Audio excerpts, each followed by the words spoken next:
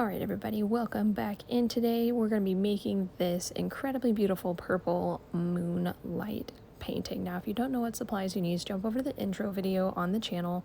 It will give you all of the things that you need, and then don't forget to subscribe before you leave here so that you can get back to this painting. Now the first thing we're going to do is put a big white circle right in the middle of that canvas, wherever you want your moon to go. Just a little base coat, it'll protect it from the purple we're about to put on.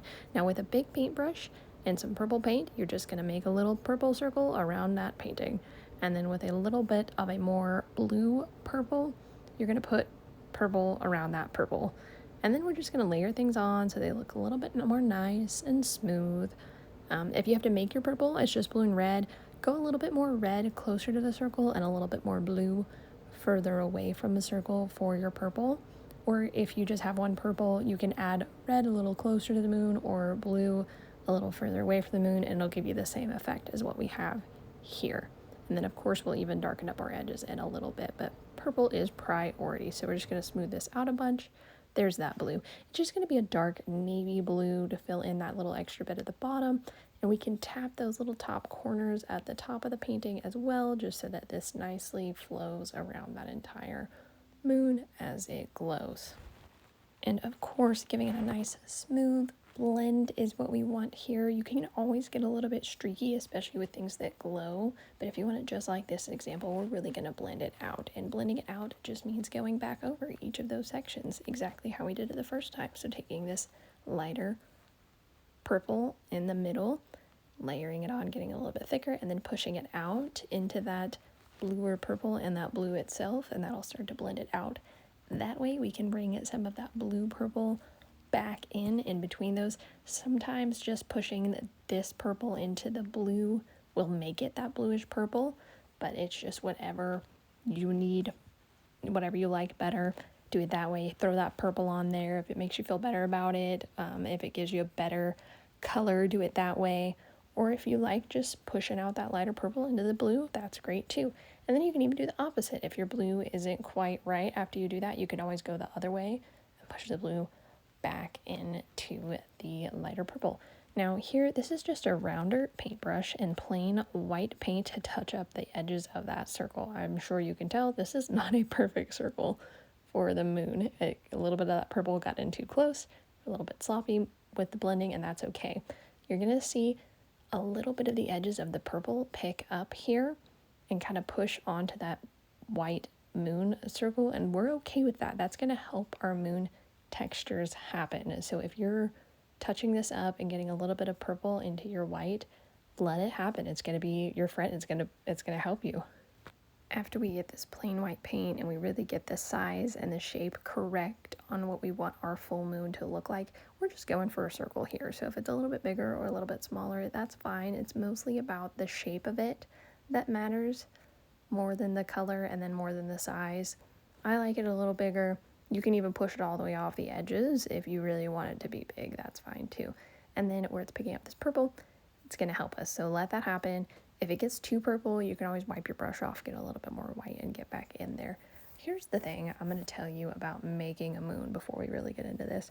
They never really look like a moon close up. If you look up close, even if you zoom in on mine at the end of this, it's going to look like a bunch of random brush strokes going in a bunch of different directions. This is one of those ones, sometimes you just have to take a step back, walk away for a minute, and then come back in later and try again, or just come back in later and see, oh wow, I actually did it. I just didn't think I did it at the time. Okay, so whenever you're ready, we're going to start throwing a little bit of purple on this intentionally. So I'm going to take that lighter purple and that darker purple.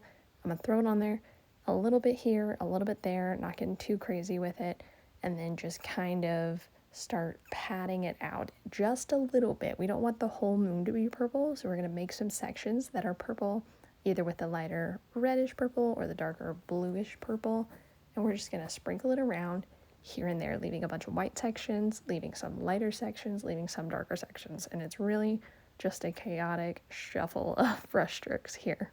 Now you can see this is a smaller paintbrush than what I initially was working on this moon with. It's the same shape, it's just a little bit smaller, and I'm going to use it just so that I can stay inside of the circle a little bit. Hitting the edges of the circle is also very important as we go through with all the different textures, whether it's little dots and dabs of paint like this, where we jump back and forth between the white and the purples, and then getting little streaks on there, and then making sure we push the texture all the way to the edge of the circle. You can always rim it back out again with that purple that we have in the glow. If you go outside of the lines, that's okay.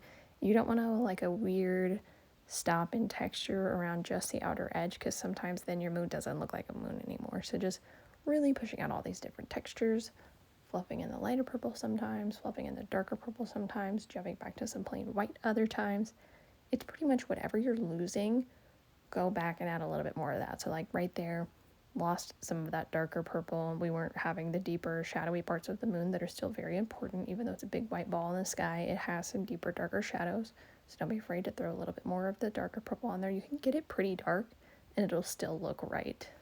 And then of course we love that lighter reddish purple. We can sprinkle some of that in there, jump back into some plain white, just remembering that if you want it to be lighter, you have to kind of put it on and leave it alone, because this is wet paint. So the more you kind of push it around, the more it's just going to mix and blend, and then it won't be on top, it'll be mixing in. Okay, here's another fun technique you can do with moons. You can do, like, this is just my dab cloth, but you can do napkins that are ripped up. You can just kind of squish something that's cloth textured on there, and that'll give you some little fun bits of textures. You can push a dry paintbrush on here and just kind of push out what you already have, and that'll help with the moony textures as well. You can even take the time to draw every single crater on that moon and make it to where you can like see it, like even though it's part of the landscape, it's like you're looking through a magnifying glass. And then of course sprinkling on some stars onto that painting. That's just a really wet white paint, and you just flick the little brush tip and it'll make all those little stars sprinkle out there. And then just a little black hilltop for our trees to sit on. We're going to give a couple trees so that we have a nice little landscape. Now that moon for me is my happy place. I'm going to leave it just like that, and if you look close, I'm telling you, it's just a bunch of random paint streaks that are all inside of that circle.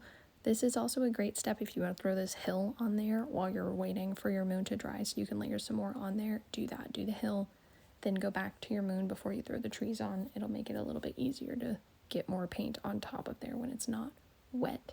And then for the trees, they are all the exact same thing. They are a teeny tiny trunk. There's just a very thin line with little branches at the top. It's not a lot of branches, just a few that kind of push out like a letter Y at the very top of that painting, or at the very top of the tree, since that's a shorter tree.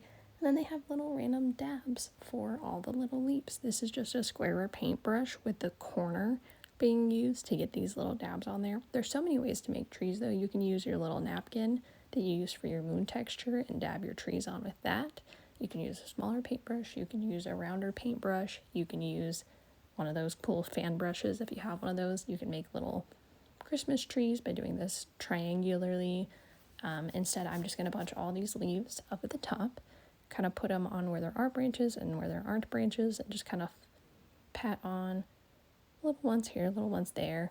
And then I feel like this still needs a little something. How about a little grass down here at the bottom? We can just turn this flat brush vertically and kind of use that little corner to push in some little grass pieces for that hilltop. This is already looking so fantastic. You're doing a great job. I'm so proud of you. Moons are hard to do, and you really nailed it on this one. So don't forget that if you are not quite done with that moon, you can go back. You don't have to be done just because we moved on with this stuff. Just scroll it back and watch it again, and then catch up to us when you're ready. This grass is looking phenomenal. I think this is an amazing painting. It is great. It looks so good. We can leave it exactly like this, or we can get a little bit fancy and sprinkle on a silhouette of something like a wolf. If you're not sure how to do that, I really recommend stencils. They are great. They're okay to use. Don't feel any type of way about it. Just print it out, cut it out, put it up there, draw it with a pencil, fill it up with your paint. It looks amazing. I'm so proud of you guys.